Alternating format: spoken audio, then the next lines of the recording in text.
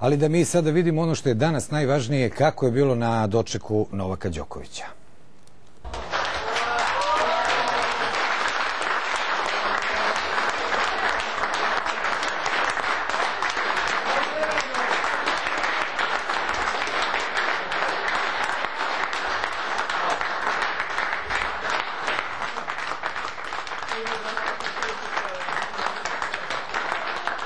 Kao da živim u snu, eto tako da ovo opišem, jer još izgleda ne shvatam koliki sam uspeh napravio, jer odmah posle meča sam se spakovao i uhvatio avion da bi došao ovde, jer ipak mnogo mi je draže da svoje uspehe proslavim u svom rodnom gradu sa svojim ljudima. Da li si svestan sada, tek što si doputovao, da je tvoj uspeh ravan najvećim uspesima u kolektivnim sportovima u Srbiji? Da li možda pretpostaviš?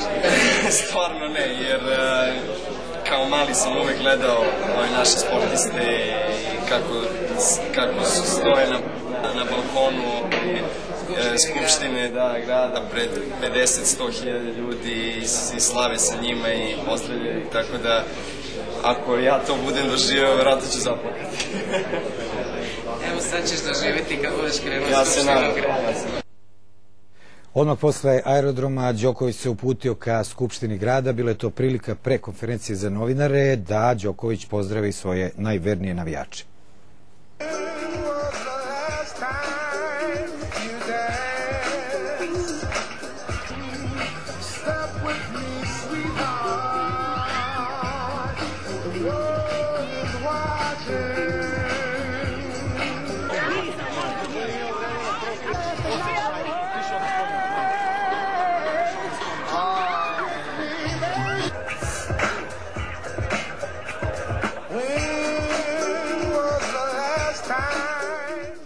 A sada direktno uključenje u Skupštini grada je kolega Nebojša Višković. Nebojša, kako je protekla konferencija za novinare?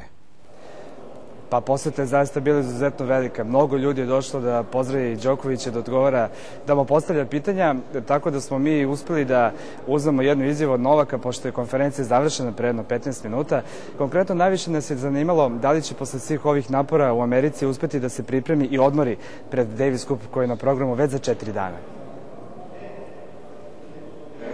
Imamo 4-5 dana priprema na totalno drugom ambijentu, znači igra se u hali, igra se na šljaci, na drugoj podlozi, međutim, eto, imali smo sreće u žrebu da dobijemo Gruziju, koja, eto, realno gledano nije neki ozbiljni protivnik, teži protivnik, tako da očekuje se sigurna pobjeda, ali opet Davis Cup nikada se ne zna, tako da ćemo maksimalno ozbiljno taj susret, nećemo podcenjivati protivnike u najjačem sastavu, tako da ja ću gledati da se što brže oporavi i da budem 100% spreman za meč. Hvala ti najviše.